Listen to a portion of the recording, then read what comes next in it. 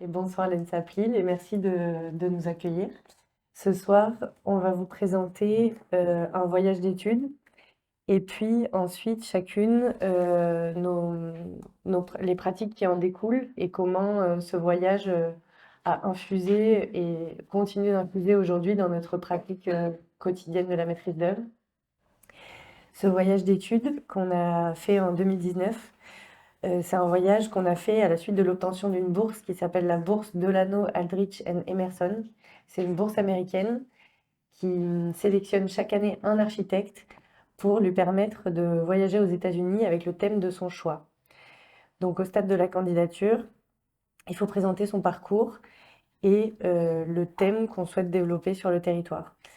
On s'est présenté à cette bourse en 2019. On était chacune dans des phases de transition. Avec Margot, on savait qu'on voulait lancer notre propre pratique.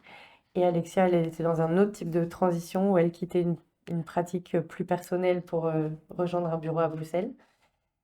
Et on est tombé sur cet appel à projet de l'Institut des architectes américains. Et on a proposé notre candidature avec le thème des architectures vernaculaires. Ce thème, on l'a choisi. Alors, la première donnée de cette bourse qui est américaine, c'était donc d'aller aux États-Unis. On l'a pas tout à fait choisi que en rapport avec le territoire. On a avant tout cherché entre nous un thème qui nous plaisait et qu'on avait envie de développer avant de nous lancer dans la maîtrise d'œuvre. Et puis, on l'a un peu fait rentrer dans la demande de la bourse en essayant d'en sortir une spécificité américaine sur justement ces architectures vernaculaires qui sont finalement des architectures importées d'Europe, qui se sont à nouveau confrontées à un nouveau territoire, qui se sont adaptées à des matériaux, à un autre type de savoir-faire, et qui finalement ont fini par devenir typiquement américaines. Notre trajet s'est concentré à l'est des États-Unis. À la base, on était assez intéressés pour couvrir une plus large partie du territoire et aller jusqu'à l'ouest pour aussi notamment étudier les architectures en terre. Et puis on s'est rendu compte qu'il y avait déjà eu une étude qui avait déjà été faite justement dans le cadre de cette bourse.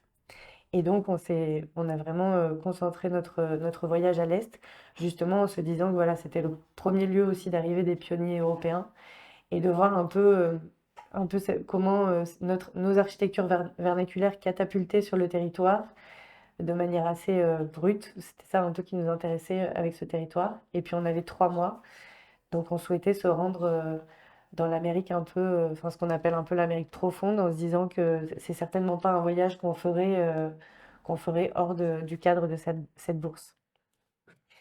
Et donc peut-être plus pour reparler un peu du thème, donc j'imagine que vous savez ce que c'est l'architecture vernaculaire, mais il y a tellement de définitions, de représentations, que nous aussi, ça a été tout un sujet entre nous. Déjà, ce paradoxe, aller l'étudier aux États-Unis, et puis comment le définir. C'est pour ça que notre étude a pris la forme d'une question, What about vernacular? Parce que c'était pour dire, OK, c'est quoi étudier l'architecture vernaculaire aux États-Unis, et qu'est-ce que c'est l'architecture vernaculaire? Nous, on a voulu s'attacher à une définition qui induisait une architecture locale du lieu, pas forcément faite par des architectes, qui avait une sorte de bon sens en lien avec son climat, avec son site, qui utilisait l'énergie naturelle disponible, gratuite, et qui présentait une forme d'honnêteté constructive et de bon sens thermique. Ça marche. Du coup, non, ça marche pas. Si?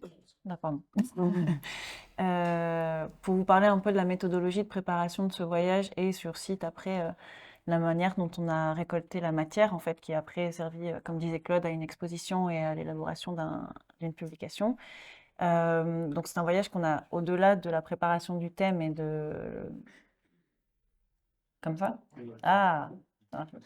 Euh, Au-delà de la préparation du thème, donc une fois qu'on avait remporté la bourse, on a à peu près commencé 6 mois avant de partir à mapper, enfin commencer par repérer un peu les architectures qu'on voudrait voir, donc à la fois les architectures vernaculaires comme leurs héritages, à commencer à dessiner plus précisément cet itinéraire, et pour ça on s'est servi d'une Google Map où on a commencé à mapper et référencer un peu potentiellement ce qu'on irait voir, à classifier et à commencer à prendre des informations dessus. Comme Justine disait, le but étant d'aller un peu se balader dans l'Amérique profonde et tout ça. On savait qu'on allait voyager plutôt léger. Donc toutes les informations en fait qu'on avait récoltées à la base, on les a transcrites dans ces petites bouclettes qui ont été notre support en fait et d'informations qu'on avait récoltées en amont du voyage et qui nous ont permis après d'inscrire la matière qu'on récoltait sur place. Donc on avait déjà classifié un peu, voilà, en commençant à se référencer et tout ça, à faire des typologies. Peut-être on peut ajouter que dès le départ, on avait un peu cette contrainte, enfin, et cette envie aussi de créer de mettre en commun le carnet de voyage, de ne pas être chacune avec notre petit objet qu'on remplit tous les jours, mais d'avoir des supports communs qui aussi allaient nous permettre en fait presque de lisser la production, enfin de repasser dans les dessins des unes des autres, d'écrire, de prendre toutes nos notes sur les mêmes supports qui ensuite allaient nous servir de support référence pour produire l'exposition et puis ensuite le livre. Oui, ce qui nous a permis aussi, pareil, parce du coup, les outils qu'on avait sur place pour récolter cette matière, c'était les outils qu'on avait en tant que jeunes archis, quoi, qui étaient le dessin, la photo, l'écriture, le relevé. Et en fait, le fait d'avoir ces premiers bouclettes communs, en fait, nous ont permis à tourner chacune sur les tâches et, comme disait Justine, à lisser la production ensuite. Donc cette technique, en fait, dans ce voyage aussi, il y avait une envie d'empirisme, en fait, de vraiment passer du temps pour explorer, pour comprendre les bâtiments. Euh, et, euh, et du coup, c'est ce que permettaient ces outils aussi, en fait. Donc on a beaucoup utilisé le relevé, qui nous ont permis de très bien comprendre et de s'imprégner de proportions, de systèmes, en fait, passer du temps sur les bâtiments. C'est comme ça qu'on arrivait à préciser et à et à comprendre comment les gens avaient bâti, pourquoi, parce qu'en fait, ce qu'il y a dans l'architecture vernaculaire, on va dire que c'est une traduction très exacte à un besoin très précis. Et donc, du coup, passer du temps au pied de ces bâtiments, à soit les prendre en photo, soit les relever, ça nous permettait, nous aussi, de comprendre beaucoup mieux et plus précisément ce que les gens avaient voulu faire et de comprendre les usages. Et puis aussi, ce qu'on allait relever, ça allait être vraiment des détails. C'était vraiment des petits dispositifs architecturaux qui s'adaptent à un climat, à un lieu, mais donc c'était finalement dans des très petites choses. Et c'est uniquement, comme disait Margot, en passant ce temps significatif sur place, en passant du temps à dessiner, sans même en fait savoir que c'était ce détail-là après qui allait nous intéresser. C'est vraiment ce temps passé qui nous a permis aussi de révéler un peu ces petites ingéniosités vernaculaires. Et de s'en imprégner derrière, et c'est ce qui sert aussi aujourd'hui et qui infuse aujourd'hui dans la perception qu'on a de nos projets et quand on aborde les nouvelles constructions qu'on fait aujourd'hui. Ouais, c'est aussi un contre-pied quelque part à quelque chose qui est très courant aujourd'hui de faire défiler un tas d'images derrière un écran, de s'alimenter en référence, mais de manière un peu superficielle. Et c'est aussi à ça qu'on voulait dédier le voyage d'architecture, de vraiment prendre du temps, de visiter les bâtiments et voilà, de ne pas les passer en revue trop vite. Ouais, et aussi faire rentrer un peu une dimension sensorielle de l'architecture. Et aussi, comme on allait beaucoup travailler sur ces énergies naturelles qui s'invitent un peu dans les bâtiments grâce à ces dispositifs, c'était de dire que enfin, voilà, la thermique, c'est aussi beaucoup par les sensations, les sens et que ça, voilà, pareil, c'était uniquement en expérimentant les bâtiments qu'on pouvait capter ces éléments. Donc on a commencé notre étude, vu qu'on est arrivé à New York en allant circuler un peu dans le Massachusetts et le Connecticut, qui sont deux États où il y a une grande production d'architecture agricole, rurale. Donc on a commencé notre étude par visiter ce genre de bâtiments. Déjà parce qu'ils incarnent une forme de simplicité, mais aussi de rationalité, d'efficacité qu'on trouvait très intéressant. Ils savent, en fait, ils répondent de manière assez directe à des besoins qui sont concrets, à savoir loger les hommes, mais abriter les animaux, stocker les outils, faire sécher ici des feuilles de tabac. Donc là, c'est un exemple d'un séchoir à tabac, donc Tobacco Barn, qui nous a intéressés pour plusieurs raisons. Donc c'est un bâtiment qui est tout simple, qui est toujours de forme très allongée, c'est un plan rectangulaire, et qui, dans la disposition, dans le dessin de ses façades, en fait, qui sont un enchaînement de petits volets, permet d'énormément ventiler en fait la production qui est suspendue à la charpente. Donc c'est ce qu'on peut voir dans la... Ah, bon, on ne le voit pas ici. Mais ce qui est intéressant dans la charpente, en fait, c'est que il y a une forme d'efficacité constructive où en fait la charpente est comme un peu démultipliée et donc de la même manière qu'elle permet de servir le bâtiment, elle permet aussi de servir l'usage et donc de démultiplier aussi la superficie pour venir accrocher le séchage et donc augmenter le rendement. Et donc une autre manière de venir ventiler ce bâtiment, en plus de tous ces petits volets latéraux, c'était aussi ces grandes portes qui sont situées au pignon et qui permettent alors là, de manière encore plus efficace, de venir apporter un grand courant d'air. Donc c'est assez basique, c'est juste en fait un bâtiment qui est bien dimensionné, bien implanté, bien orienté en fonction des vents dominants et qui va permettre alors de répondre directement à l'usage qu'on lui demande.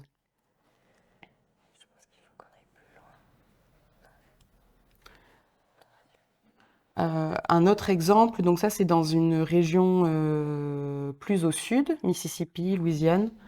Euh, donc c'est une typologie qu'on appelle la Dogtrot House, qui en fait est caractéristique de cette région, une région où il y a un climat qui est beaucoup plus rude, dans le sens où il y a des canicules, il y a des ouragans, il y a des inondations.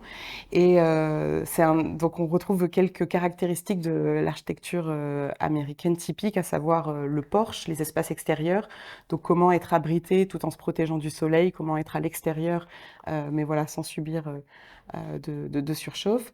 Et c'est un dispositif, donc c'est une typologie qu'on retrouve dans énormément de projets contemporains, mais c'était intéressant de la voir dans un habitat plus traditionnel, qui est aussi un héritage de ce qu'on peut trouver dans des îles dans les Caraïbes. Et donc ce sont deux volumes compacts séparés par un porche abrité et par un effet venturi. L'air s'engouffre et permet de rafraîchir ces deux volumes.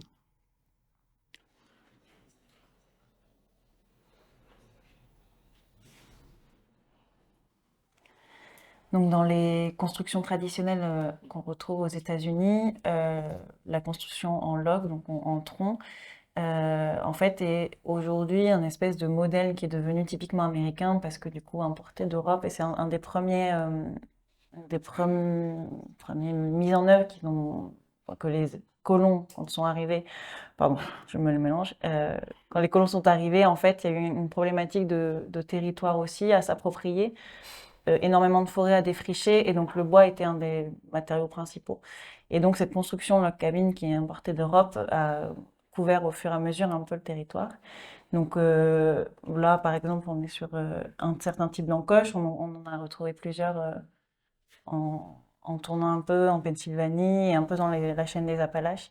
Et aujourd'hui, ce qui est marrant, c'est que vraiment l'idée du patrimoine américain revient sur cette maison et que les premiers pionniers américains ont construit et qui aujourd'hui fait référence, en tout cas en termes de patrimonialisation. Ça, c'était vraiment une réponse très directe. Donc, il défrichait une forêt, puis ensuite, il récupérait ses troncs, il faisait des encoches aux angles, et puis tous les interstices, il venait les combler avec un espèce de torchis qui venait ensuite enduire. Et donc, ouais, c'est ça, ils ont tout un tas plein de typologies de notches, donc d'encoches. C'est assez beau, et souvent, pour pas que les bois touchent directement la terre, il y a souvent des soubassements en pierre. Et puis après, il y a plein de manières de préparer ces bois. Donc ils sont soit équarris, soit ils restent complètement ronds, soit ils sont carrément rabotés. Donc il y a comme ça, entre les premières cabanes qu'on voyait et puis celle-ci, un peu tout un panel en fait de manières de construire avec ces rondins. Ça, c'est une typologie typique des Appalaches. Donc en redescendant vers le sud des États-Unis. On a vraiment descendu toute la chaîne des Appalaches. Et donc ça, c'est des granges qui sont aussi construites avec ce système d'assemblage de rondins, mais on vient pas remplir les interstices avec du torchis parce qu'en fait, pareil, on a plutôt des problématiques d'aération et donc on a justement besoin plutôt de cet air qui passe. Et puis, comme dans beaucoup de constructions agricoles, c'est des constructions, ben, on voit qu'il y a le dogtrot, donc aussi l'ouverture centrale, là qui est plutôt utilitaire, mais qui sert aussi pour la ventilation.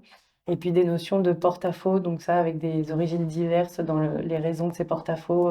Souvent dans les architectures vernaculaires, on dit que c'était aussi lié à des notions de taxes de, de construction. Donc en fait, si on touchait pas le sol, on payait pas une certaine partie du prix. Et puis eux, en fait, ils s'en servent aussi pour stocker du foin, des engins. Ça a un aspect aussi utilitaire.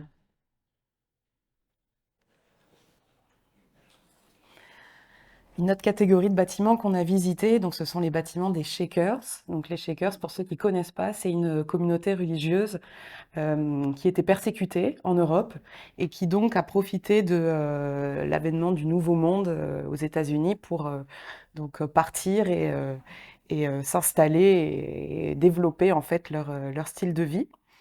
Donc ils avaient un fonctionnement qui est assez unique, qui était assez unique. J'en parle au passé parce qu'en fait ils n'existent plus vraiment. Il y a les Amish qui existent encore, mais nous c'était vraiment les Shakers qui nous ont inspirés parce qu'on les trouvait plus radicaux quelque part. Et donc, oui, dans leur manière de fonctionner, ce qui était assez remarquable, c'était l'esprit du collectif. Ils cherchaient en fait à être assez efficaces, donc plutôt que d'avoir chacun sa petite maison, chacun sa cuisine, il y avait un grand logement où tout le monde dormait, une grande cuisine commune, un grand atelier, et ils cherchaient aussi à tout construire eux-mêmes. Donc que ça soit les outils, que ça soit les médicaments, que ça soit leur agriculture et évidemment leur architecture, ils étaient maîtres en fait autodidactes et voilà, faiseurs de tout ça. Et alors, dans leur philosophie, comme ils pensaient que l'avenir du monde était proche, pour s'élever vers Dieu, il fallait qu'ils réalisent les choses de la meilleure manière possible. Donc, c'était vraiment leur leitmotiv, quoi, comment faire les choses du mieux qu'on puisse, comment utiliser que des matériaux nobles, que des essences de bois voilà, noble. Enfin, il n'y avait pas de contreplaqué, pas de, je veux dire, de finition, de cache. Tout est brut, tout est montré. Oui, ils devaient un peu tout montrer en fait, même que ce soit dans leur religion ou dans tout ce qu'ils fabriquaient, tout ce qu'ils faisaient, ils devaient être honnêtes dans tout. Et par exemple, un élément de design, donc ils étaient autant urbanistes, architectes et designers, ils allaient vraiment super loin dans les détails d'aménagement intérieur. Un des détails qu'on a bien aimé, c'est cette lisse haute avec des patères où ils venaient en fait tout suspendre. Donc cette lisse, on la retrouve dans tous les bâtiments, que ce soit les ateliers ou les bâtiments de logement, enfin vraiment tous les bâtiments. Et donc ils viennent suspendre comme ça tous leurs effets personnels, leurs outils, tous les éléments du quotidien. Et donc esthétiquement, c'est super beau. On a beaucoup aimé cet élément, mais c'était aussi clairement un élément de contrôle de tous les fidèles. Et c'est ça, ils devaient juste tout montrer. Ils n'avaient pas le droit d'avoir de placard fermé, d'effets personnels. Tout devait être montré et à la vue de tous. Et donc, dans cette idée aussi d'efficacité, ils ont développé un modèle de grange, donc une grange circulaire. La petite coupe qu'on voit, donc c'est la moitié d'une grange. Donc, elle fonctionne en fait, il faut l'imaginer en plan, c'est une succession de différents anneaux. L'anneau au centre, c'est une tour de ventilation qui permettait en fait tout simplement, quand il y a une accumulation de foin, de pouvoir ventiler le bâtiment et que ça prenne pas feu. Et puis ensuite, au fur et à mesure qu'on va vers l'extérieur du bâtiment, donc chaque anneau a un peu une fonction. Donc il y a d'abord la fonction abritait le foin, alors avec tout un espèce de système pour venir faire des tests en fonction de tel type de foin donne un meilleur lait, enfin, etc. Et puis ensuite, l'anneau d'après, c'était pour les animaux et puis la traite. Et puis ensuite, il récupérait le purin qui venait. Donc il y a aussi un jeu en coupe avec une différence de niveau qui permettait qui permettait aux charrettes d'arriver en fait facilement pour décharger le foin qui était ensuite récupéré en dessous, puis le fumier qui était récupéré tout en bas qui ensuite servait directement au jardin. Donc voilà, c'était un système en fait qu'ils avaient inventé et qui permettait d'être extrêmement efficace dans l'agriculture. Donc c'est pour ça que nous, ça nous a intéressés. C'était autant pour leur valeur d'honnêteté constructive, d'utilisation de matériaux nobles et locaux, que pour leur efficacité en fait dans le design, que ça soit du mobilier ou de l'architecture. Ensuite, dans notre étude, il y a toute une partie qu'on a appelée héritage. Donc, comme évidemment, on essayait un peu sans arrêt de tirer cette étude vers ce qu'elle pouvait nous apporter à nous aussi en tant qu'architectes et en tant que futurs maîtres d'œuvre, enfin, en tant que praticienne aussi en notre nom. Et il y avait aussi, en effet, plein de bâtiments qu'on avait vraiment envie d'aller voir et qu'on a réussi à faire rentrer dans notre étude du vernaculaire.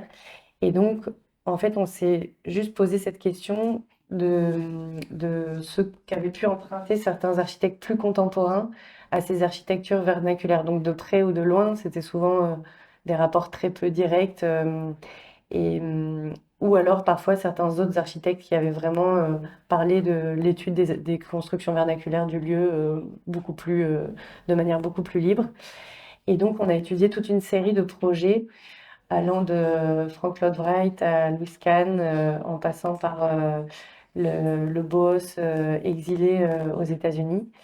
Et donc, comme ça, en fait, on a pu intégrer dans notre étude des constructions beaucoup plus contemporaines. Oui, et comprendre aussi en fait comment s'opère la traduction de quand on étudie l'architecture vernaculaire et comment s'opère cette traduction des éléments qu'on trouve et dont on dispose dans une architecture plus moderne. Un exemple qui nous a beaucoup intéressé, c'est celui de Cape Cod. Donc, c'est au nord de New York. C'est une presqu'île magnifique entre des marais et puis l'océan Atlantique.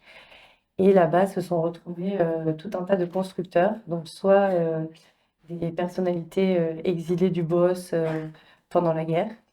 Sous le régime nazi, le Boos a été fermé et donc du coup ils sont donc Gropius, Marcel Breuer, tout un tas de professeurs du Boos sont venus se réfugier là.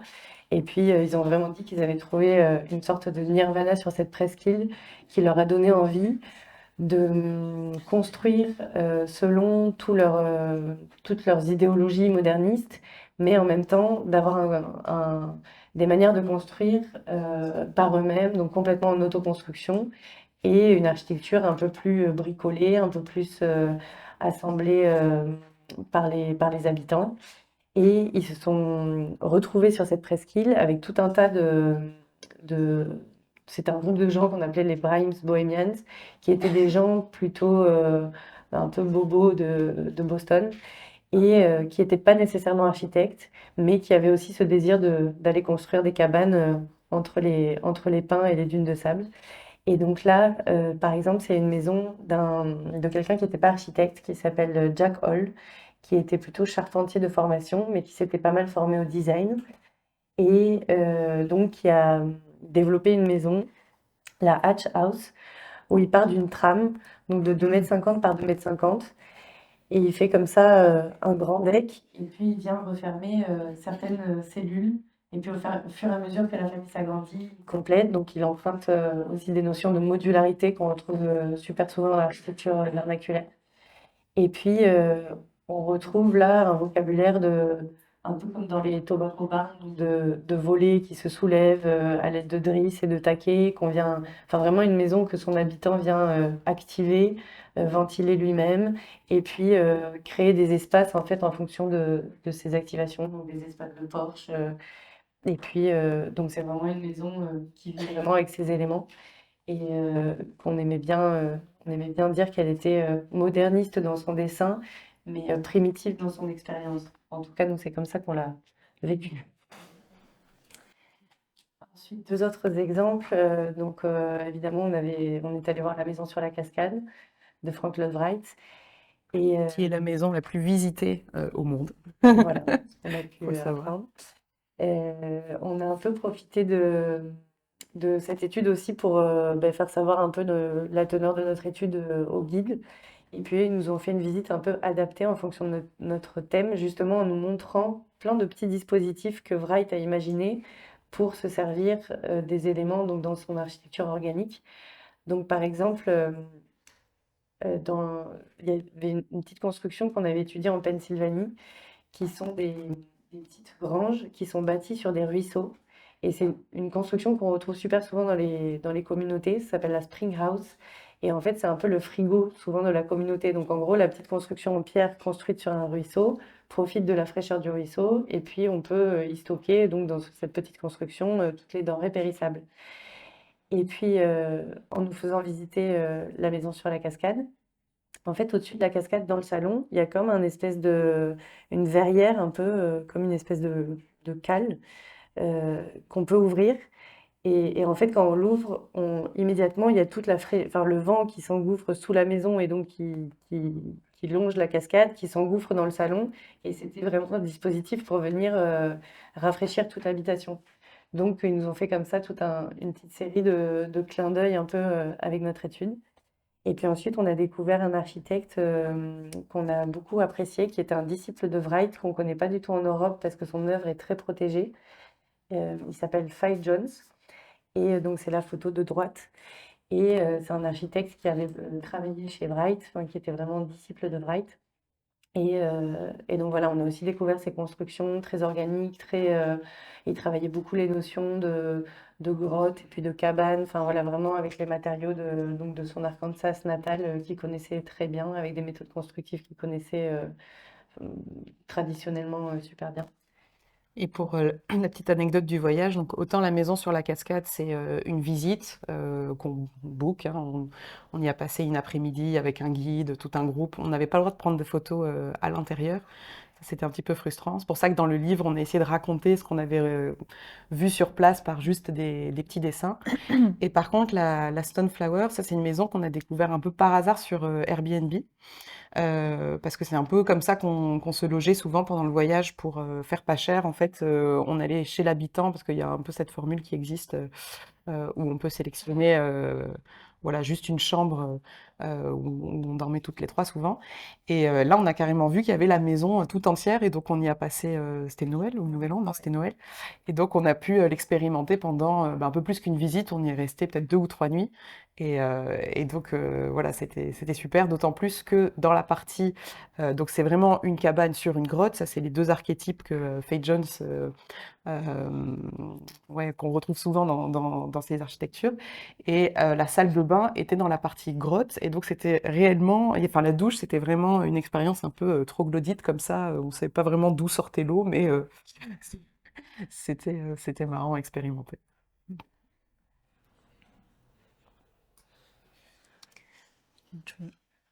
Ouais, un autre exemple, donc dans la série Héritage du vernaculaire, c'est l'architecture de Louis Kahn. En fait, il faut savoir que Louis Kahn, on le connaît beaucoup, enfin un peu plus pour ses projets d'équipement, mais il a aussi construit plusieurs maisons, notamment autour de Philadelphie. Et cette maison, c'est peut-être la plus connue qu'il ait construite, qui s'appelle la Fisher House, qui est aussi une architecture de briques, enfin de pierre et de bois, et qui reprend de manière assez directe une typologie de grange qu'on a aussi étudiée dans cette région, qui s'appelle la Banked Barn, donc dans le sens grange semi-enterrée, où il y avait souvent cette typologie d'un socle en pierre qui va profiter de l'inertie du sol, et puis ensuite une extension aussi en bois. Donc en plan, ce sont deux carrés qui se rencontrent, donc le plan un peu conceptuel, mais qui vient emprunter après aussi dans la manière dont les espaces sont organisés, de manière assez voilà, rationnelle, qui vient aussi emprunter au vernaculaire. Parce que ces archis, du coup, qu'on a été voir, eux ne se considèrent pas du tout comme faisant des emprunts à l'architecture traditionnelle, c'est plus des modernistes qui ont essayé de se couper en fait avec la tradition un peu tradie et d'essayer de proposer autre chose. Mais en fait, ils étaient tellement au courant et avaient peut-être tellement vu et étudié malgré eux les techniques de construction qu'en fait, ils les ont aussi reproduits parce qu'elles étaient intelligentes et pour leur intelligence aussi dans leur projet.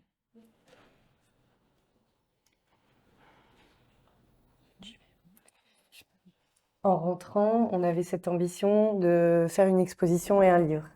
On s'était dit qu'un voyage comme ça, on n'allait pas le refaire aussi sérieusement 2 fois. Pendant tout le voyage, on s'est mis une certaine rigueur à écrire, à photographier, à dessiner. On a beaucoup utilisé le relevé, donc on mesurait beaucoup les choses. On était assez, enfin voilà, on prenait toutes nos notes du coup dans ces petits bouquettes. Et en rentrant, on a été accueillis à la Maison de l'Architecture de Bordeaux pour faire une petite résidence de 2 mois pour un peu trier notre matière, voir comment un peu on pourrait exposer tout ça et montrer tout ça. On avait un peu envie de s'essayer à cet exercice qu'on n'avait jamais fait. Et donc, on a produit une exposition avec voilà, des grands tirages. Enfin, de toute cette étude, on en a sorti 12 thèmes principaux. Donc, qui suivaient globalement la chronologie de notre parcours. Et, euh, et voilà, on a donc 12 types architecturaux du nord au sud. Et, et puis, dans cette exposition, voilà, on a essayé de montrer une part du voyage, donc en montrant aussi beaucoup de nos photos argentiques, des petits tirages argentiques aussi de tout ce qu'on vivait un petit peu là-bas, en essayant voilà, d'emmener un peu les gens avec nous. Et puis plus tard, on a contacté un éditeur en racontant notre projet. On ne savait pas trop au départ si on voulait faire une publication pour l'exposition, vraiment un livre. Pareil, c'était aussi pour nous un moyen d'expérimenter, de pareil, se frotter un peu à cet exercice et sans trop savoir si ça allait intéresser un éditeur. Et puis au final, on a eu quelques réponses positives, dont une euh, plutôt très partante des éditions Parenthèses, donc qui sont une maison d'édition marseillaise, qui a été montée par 3 architectes qui partent aujourd'hui à la retraite, donc vraiment de la génération d'avant. Et eux, ils n'ont jamais pratiqué, mais ils ont fait un voyage d'études en sortant de l'école sur les architectures en terre à l'ouest des États-Unis. Et puis, ils ont monté leur maison d'édition. Donc, quand ils ont vu notre projet, ils se sont dit que c'était un projet pour eux. Et donc, du coup, on a abouti ce livre avec eux qui est sorti en mars dernier, il y a un an.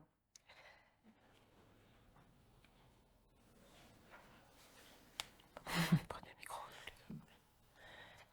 Du coup, maintenant, on va un peu plus vous parler de chacune de nos 2 pratiques. Donc, avec Justine, on a monté l'agence qui s'appelle Marguerite Poyot Architecte il y a 3 ans, en 2020, à la sortie du voyage, après la préparation de l'expo. Et du coup, donc l'agence est à Bordeaux.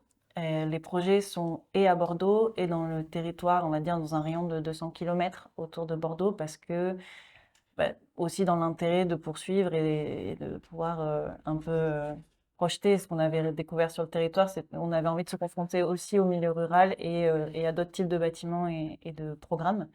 Et du coup, il y avait un côté très urbain dans les premiers projets qu'on a eu à Bordeaux, mais quand même ce désir d'écarter, de toujours un peu se confronter un peu plus à d'autres matérialités et d'autres endroits de projet avec d'autres matériaux en jeu. Une des premières demandes qu'on a eues, ça a été justement rénover une grange. Donc, pour de la famille très très éloignée dans les Landes. Et donc une grange à colombage avec un torchis, enfin voilà, un torchis d'époque. C'était une grange en fait qu'il y avait sur leur terrain, qu'ils avaient toujours connu en grange. Et puis aujourd'hui, ils voulaient la rendre habitable, mais avec cette question, comment faire en sorte qu'on voit encore la grange et que ça ne devienne pas trop une maison, mais qu'on puisse quand même l'habiter avec le confort moderne auquel une famille aspire. Donc en plan, on a vraiment essayé de rester vraiment dans le volume initial. Donc il y avait donc cette grange à colombage qui est le carré sur la gauche. Et puis ensuite, un volume plus fin et allongé qui était des anciennes écuries, dans lesquelles aussi on a voulu rester pour venir faire les chambres. On les a vraiment convaincus de pas s'étendre plus, de rester vraiment dans le volume qui pour nous était amplement nécessaire. On, on leur a juste accordé cette petite coursive au nord, qui est une coursive technique et de circulation, pour pouvoir desservir les chambres. Parce qu'au départ, donc, on avait vraiment restreint le plan dans l'empreinte de base, mais ils se retrouvaient vraiment avec des très très petites chambres. Donc on a accordé cette petite extension en long qui vient du coup desservir les chambres. Euh, au départ, ils n'avaient pas nécessairement envie d'isoler cette construction. Il y a une, une manière de faire dans les Landes qui est très répandue, mais qui est vraiment pas géniale, qui est de venir remplir les colombages. On appelle ça barron entre colombages. Donc, ils viennent mettre des petites briques de biais avec du ciment, mais c'est quelque chose qui fonctionne pas du tout avec le système constructif existant. Et donc, on a un peu, enfin voilà, au fur et à mesure de l'avancée du projet, on a ressoulevé la question plusieurs fois de recréer un torchis plus contemporain et qui pourrait permettre une isolation, qui valoriserait plus le système constructif, qui fonctionnerait vraiment avec. Et puis finalement, ils ont décidé de libérer une petite partie du budget là-dedans. Et donc c'est ce qu'on a fait. Et ces colombages, on a vraiment voulu travailler avec et en essayant de suivre leur logique. Donc toutes les nouvelles ouvertures, elles ont été calibrées et positionnées en fonction aussi des endroits où on le pouvait, quoi, où on n'avait pas de bois de biais. On a pensé à un système aussi pour quand même parfois avoir des grandes ouvertures, donc qui était de venir mettre des vitrages en applique derrière les colombages et ainsi en fait pas venir faire des reprises structurelles trop lourdes et se servir plutôt des colombages comme des brises-soleil ou comme des moyens de compartimenter la grange. Pareil, quelque chose qu'ils n'avaient pas trop envisagé, c'était qu'on aille jusqu'au mobilier, mais nous, comme on revenait de ce voyage, on avait envie d'aller un peu aussi jusque dans le détail de ces éléments-là. Donc, on a aussi essayé de montrer qu'en fait, en dessinant les choses de manière assez brute et assez simplement, on pouvait concurrencer un budget d'une cuisine toute faite d'une grande enseigne. Et ils ont accepté aussi que les meubles fassent aussi un peu partie de l'architecture. Et donc, du coup, souvent, on a essayé voilà, de continuer à jouer avec ce colombage, de venir parfois avoir les meubles soulevés. Par exemple, là aussi, il y avait un poteau en chêne au milieu de cette grange à colombage, qui était un poteau qui avait été réutilisé de d'autres constructions. Super beau. Eux, ils voulaient absolument, au départ, cloisonner une cuisine. On a vraiment dit que ce poteau, il devait rester tout seul au milieu et que c'était lui qui allait structurer l'espace et qu'il fallait absolument le laisser et le valoriser. Oui, pour nous, ça fait le lien en fait avec toutes ces architectures traditionnelles qu'on a été voir et avec l'honnêteté dont elles font part, où en fait c'était facile d'appréhender le système constructif des bâtiments, ils n'étaient pas emballés. Et là aussi, notre réponse pour ce projet, ça a été de montrer aussi la structure et de pouvoir comprendre comment le bâtiment existe et est construit, quoi. Ouais, et que on avait envie que, comme un peu dans ces constructions, d'avoir des murs en fait qui montrent le système construit, de voir ce qu'il y a dans les murs. Donc la finition intérieure, avec quand même une finition, enfin voilà, acceptable pour un intérieur, mais qu'elle découle directement du système d'isolation ou du système constructif. Donc là, on est en enduit sur le chaud-chanvre projeté. Les ouvertures avec les vitrages en applique derrière les colombages. Deux petites portes, pareil, qui ont été dimensionnées par les écartements des colombages. Et puis dans les écuries, ben là, système constructif à ossature bois avec un bardage intérieur et extérieur.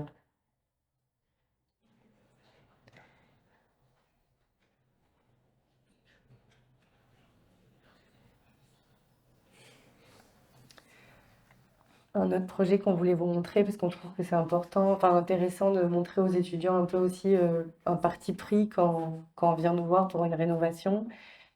Souvent, les clients viennent avec des envies de toujours agrandir, ajouter un volume supplémentaire. Et c'est vrai que dans chacun de nos projets, ça démarre un peu par montrer qu'on n'a pas forcément besoin d'ajouter un volume et qu'on peut travailler sur des sensations d'espace, des notions de perspective, et que l'espace, en fait, il est déjà là et que déjà, souvent, il n'y a pas assez de budget pour et ajouter et rénover ce qu'ils ont déjà. Et donc voilà, un peu de réflexion là-dessus. Donc ici, on avait deux maisons.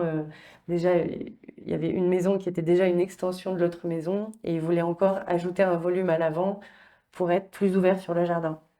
Du coup, on leur a proposé, on ça rapidement en plan pour montrer comme c'était compartimenté, et on leur a proposé vraiment un projet d'ouverture.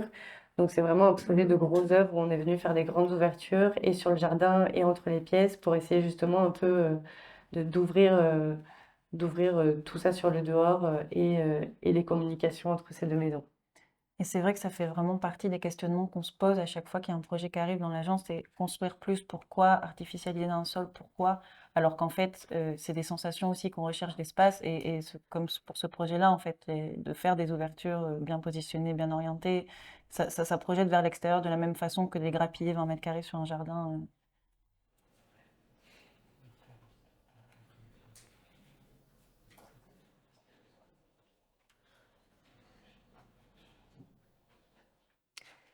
Et puis après, là, pareil, pour venir appuyer ces nouvelles ouvertures, on a travaillé sur des galandages en applique qui viennent se ranger contre les murs en pierre et qui permettent d'ouvrir complètement les ouvertures et du coup d'avoir et puis un sol qui continue de l'intérieur vers l'extérieur, un béton poncé qui vient faire en fait aussi ce lien et un peu ouvrir la maison sur l'extérieur.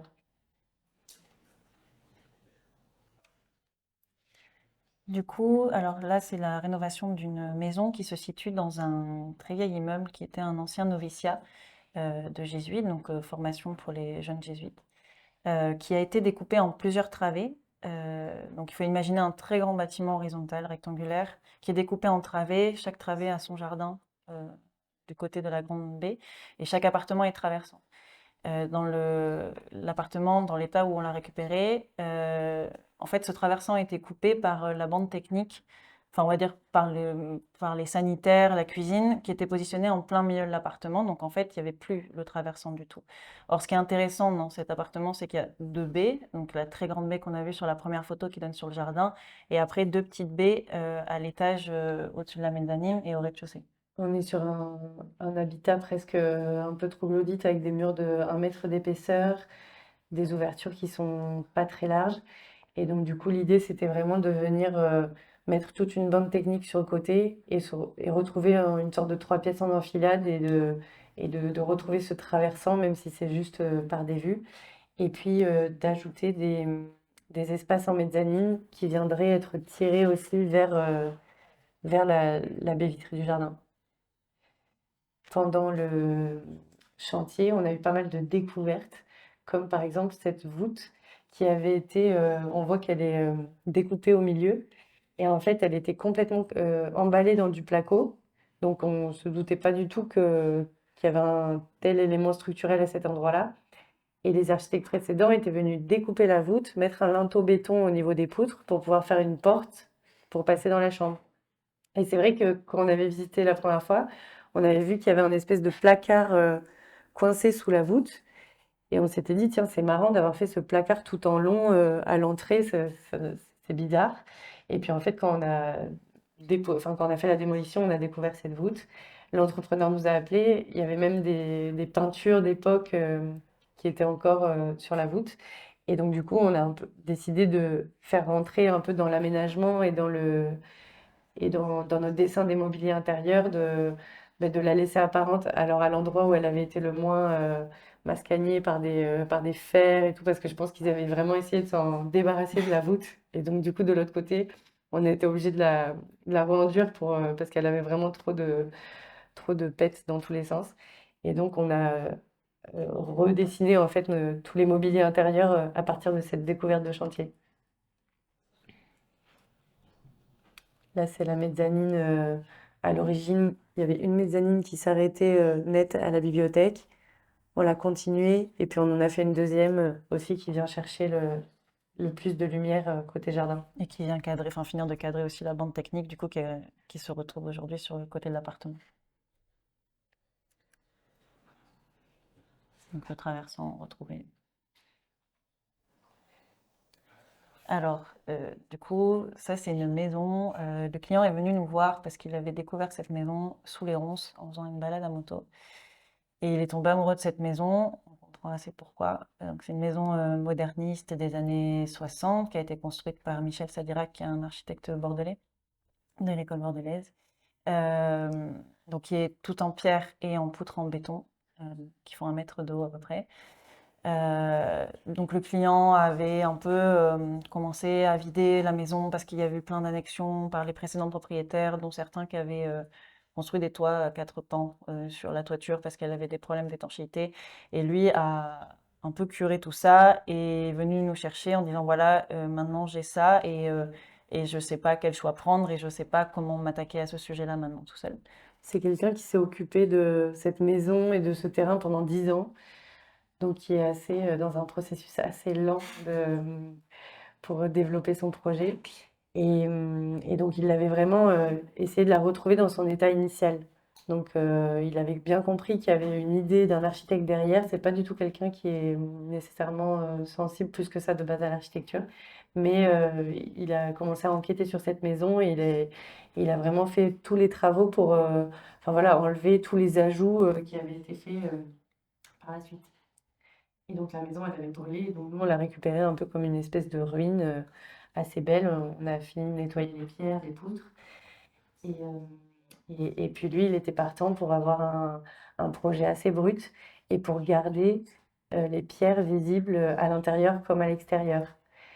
Donc on a travaillé aussi avec une étude thermique pour essayer de prendre quand même en compte la masse des murs dans tous ces calculs pour pas tout surdimensionner. Ce qu'on a proposé, c'était pour le système de chauffage, donc un système de chauffage par le sol qui serait augmenté par une terre cuite artisanale assez épaisse, donc avec beaucoup d'inertie par-dessus. Et donc ça, on a un sol unique dans toute la maison. Et parce que le sujet de cette rénovation, donc les plans sont là, enfin, il n'y avait pas grand-chose à toucher pour nous en fait, et c'était comment on se positionne dans une maison qui a autant de présence, avec des murs qui ont autant de présence, des matériaux qui sont très très forts. Comment on vient se positionner avec ça, avec quel type de matériaux aussi, et après, bon, bien sûr, c'est sujet thermique et tout ça, mais c'était vraiment une réflexion sur les matières que tu as abordées. Et puis, donc, tout notre travail aussi, c'était surtout dans le dessin des menuiseries. Donc, on est venu insérer dans les murs en pierre, donc faire des saignées, encastrer un bois et puis venir glisser la menuiserie bois. Ça, c'était aussi des détails qu'on avait pas mal vus chez Five Jones en Arkansas, qu'on avait adoré, parce qu'on trouvait que ça valorisait super bien les murs en pierre.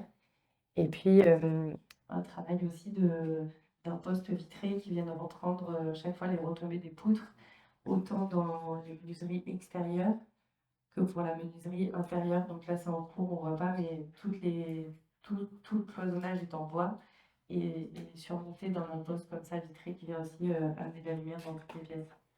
Et c'est encore, pour faire un écho avec le projet précédent et la voûte, et là, c'est encore une manière de faire voir la structure, en fait, tout le temps, et on voit les poutres, en fait, qui filent, et on comprend plus de choses du bâtiment.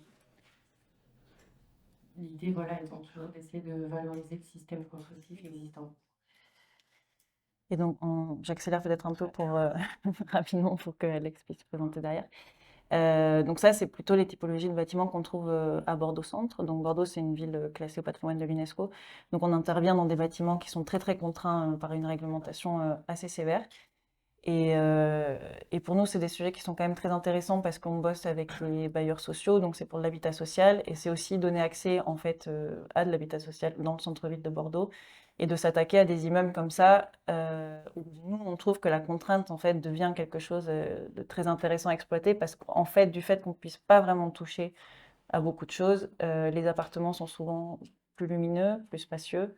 En fait, on est vraiment contraint par les murs et du coup, les typologies en sont que plus intéressantes derrière. Et voilà.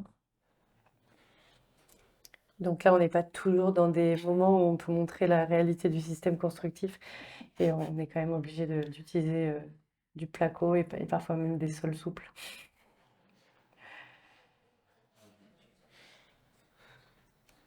C'est un exercice un peu plus contraint, mais qu'on aime bien aussi pour pouvoir aussi varier les gens avec qui enfin les clients des projets. Et donc du coup là, c'est plutôt pour des bailleurs sociaux. et c'est un milieu à risque avec des bâtiments qui s'effondrent juste dans nos fonds de parcelles. Donc on a eu aussi parfois enfin, voilà, des gestions de chantier qu'on ne connaissait pas du tout, qui sont beaucoup plus complexes aussi, beaucoup plus contraintes et tellement en lien avec les habitats autour que voilà, avec des surprises, d'autres types de surprises de chantier. Et puis juste pour terminer, euh, on essaie maintenant aussi de candidater mais pour essayer d'aborder aussi un peu plus la commande publique. Alors à notre échelle, parce qu'évidemment il faut des références et que pour l'instant on en a peu. Et là, on vient de gagner notre première petite commande publique à Peille, dans les Landes. Et c'est pour la rénovation, réhabilitation d'un ensemble de bâtiments communaux en mairie, logement, commerce. Et voilà, et c'est une maîtrise d'ouvrage qui est assez partante pour notre démarche. Et donc, c'est super intéressant parce que c'est un peu bah, tout ce qu'on raconte là. Ils sont partants pour expérimenter pas mal de ces éléments avec nous.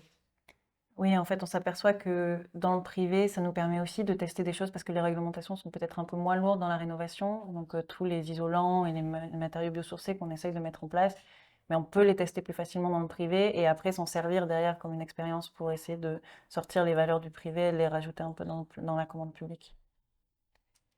Et donc voilà, là c'est le démarrage du projet avec pour l'instant une grosse maquette et puis quelques premières réunions et voilà.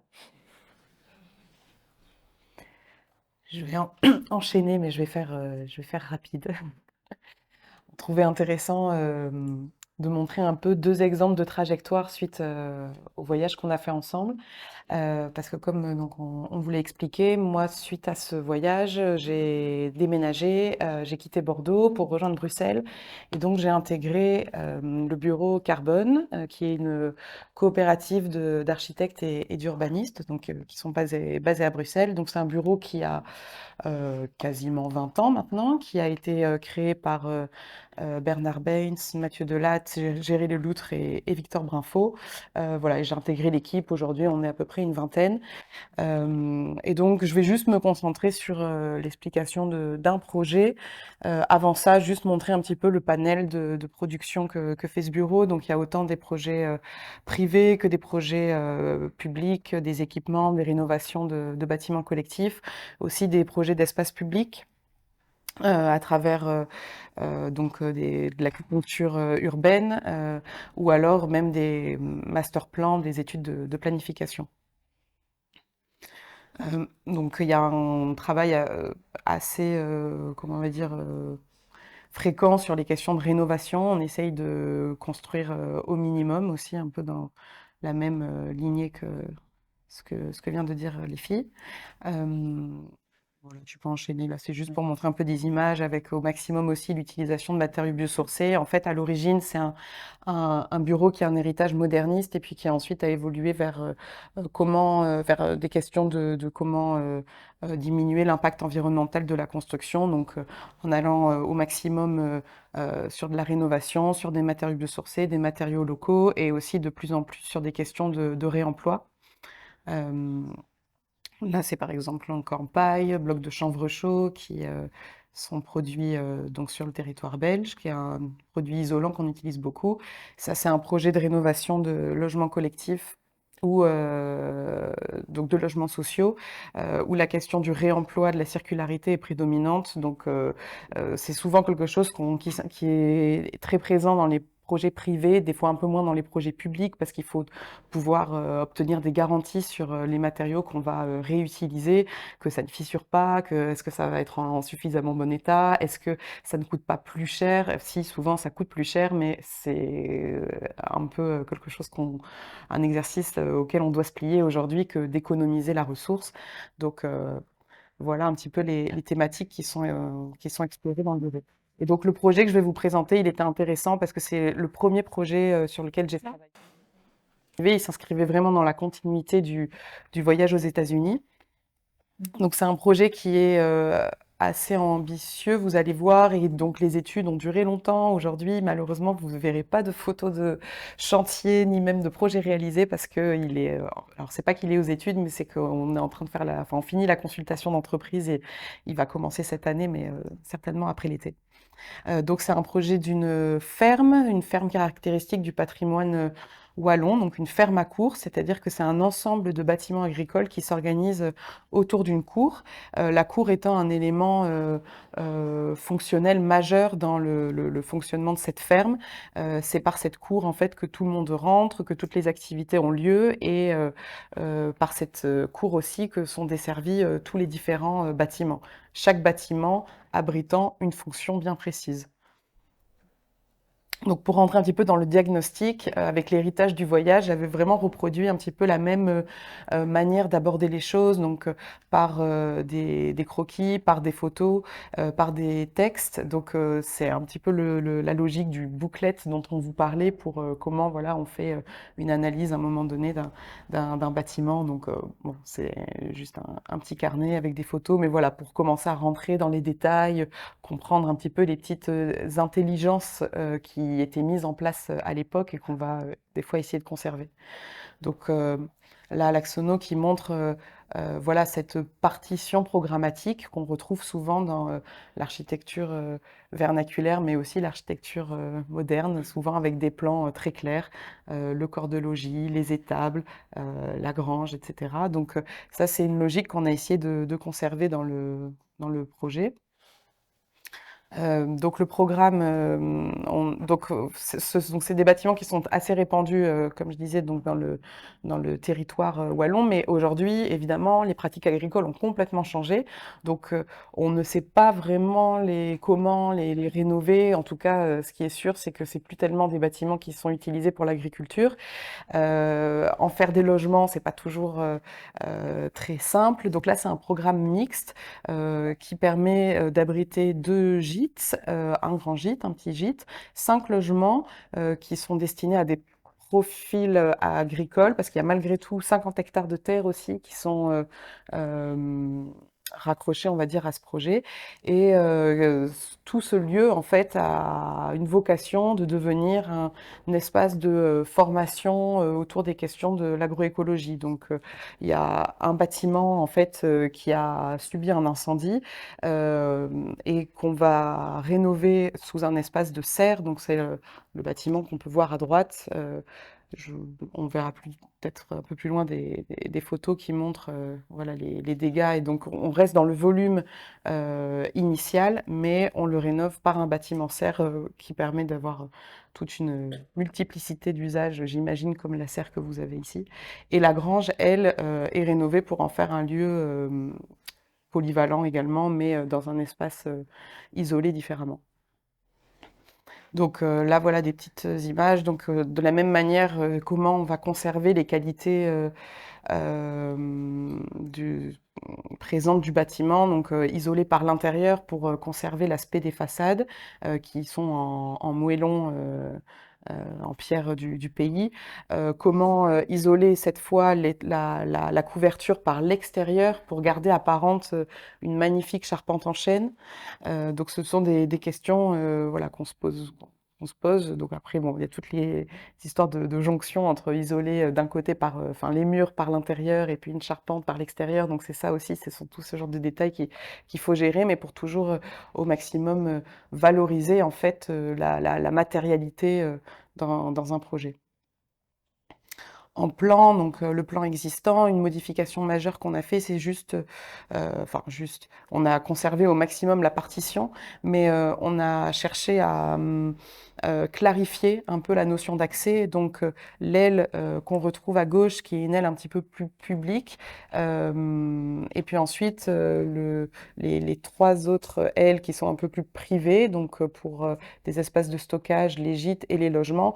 Donc ces 2, on va dire, entités sont différenciées par un nouvel accès qu'on a redéfini et qui permet de clarifier un peu plus le plan. Et ensuite, sinon, le programme s'implante au maximum dans l'existant, toujours pour un problème de ressources qui est là, les murs sont là, et aussi d'économie de projet, évidemment.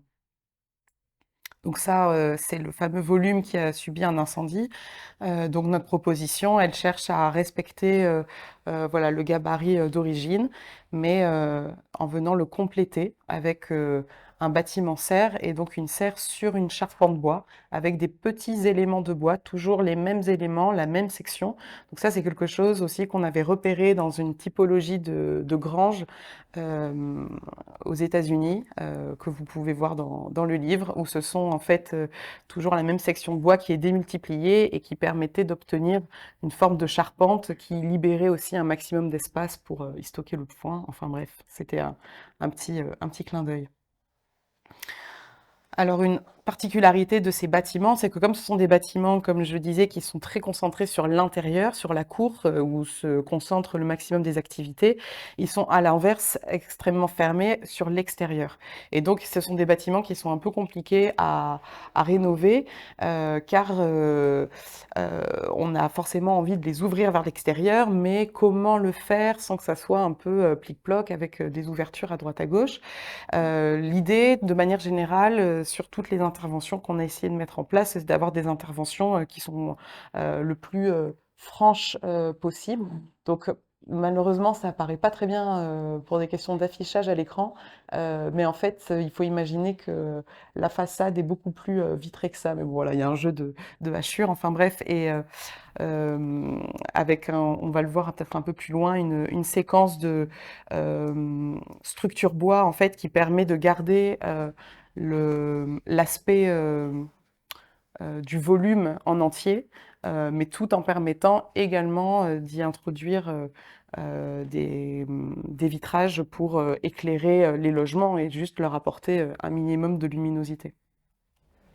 Donc en parlant des logements, je vais juste me concentrer sur un de ces logements. Donc là, il y en a en fait 5, mais 3 qui sont dans des anciennes étables, des étables construites donc en pierre avec un plancher voussette, donc des poutrelles métalliques avec des briques. Donc on a conservé ces planchers. Voilà, donc on peut voir les 3 plans, rez-de-chaussée, étage et le R+2, une petite coupe. On est venu, en fait, on a imaginé des logements qui soient le plus compacts possible pour qu'ils soient aussi facilement chauffables. Ils sont chauffables par un poêle de masse qui est situé au centre du plan. Euh, et donc, ce sont des logements qui sont isolés par l'intérieur en bloc de chanvre chaud. Donc, c'est un matériau dont je parlais qui, en réalité, n'est pas un très bon isolant, qui n'a pas un très bon lambda, mais qui, par contre, permet de régler beaucoup d'autres choses. Donc, c'est ça qui nous intéresse. Bon, déjà, c'est un produit qui est. Alors, le chanvre vient pas de Belgique, il vient de France. Ça reste pas très, très loin, mais sinon, c'est une entreprise belge. Et il a d'excellents résultats au niveau de la gestion de l'hygronométrie, mais aussi de l'inertie qu'il apporte au bâtiment. Donc, c'est là où il y a une réflexion qu'on essaye de pousser sur comment, voilà, pas choisir forcément que l'efficacité selon un critère, mais regarder un petit peu les autres aspects d'un matériau. Donc c'est un plan voilà, assez simple avec les espaces de vie au rez-de-chaussée, les chambres à l'étage et puis un espace de mezzanine et un espace, on va dire, ouvert toute hauteur qui est un peu la séquence d'entrée où là on a évidé donc c'est ce qu'on peut voir au nord à chaque fois du plan, où on a évidé le plancher voussette pour créer un espace qui soit couvert mais qui soit malgré tout extérieur et qui est assez adapté au mode de vie à la ferme où on peut rentrer, on est protégé des intempéries, on peut se déchausser, enlever ses bottes, etc. Mais tout en étant dans un espace qui est éclairé naturellement avant de rentrer dans le logement. Voilà quelques petits détails. Donc là, c'est la fameuse façade sud dont je vous parlais. Donc voilà, plutôt que de venir faire des petites ouvertures à droite à gauche, c'est comment venir faire une grande ouverture, mais garder malgré tout par ce dispositif de structure bois une impression d'ensemble. C'est un peu la même logique au niveau de l'éclairage qu'on apporte au comble pour les gîtes. Donc c'est l'aile qu'on voit tout à fait à droite sous les combles, donc qui accueillent de grands dortoirs. Voilà, plutôt que d'avoir une succession de Velux, eh ben, c'est une grande verrière qui vient prendre l'intégralité de la toiture.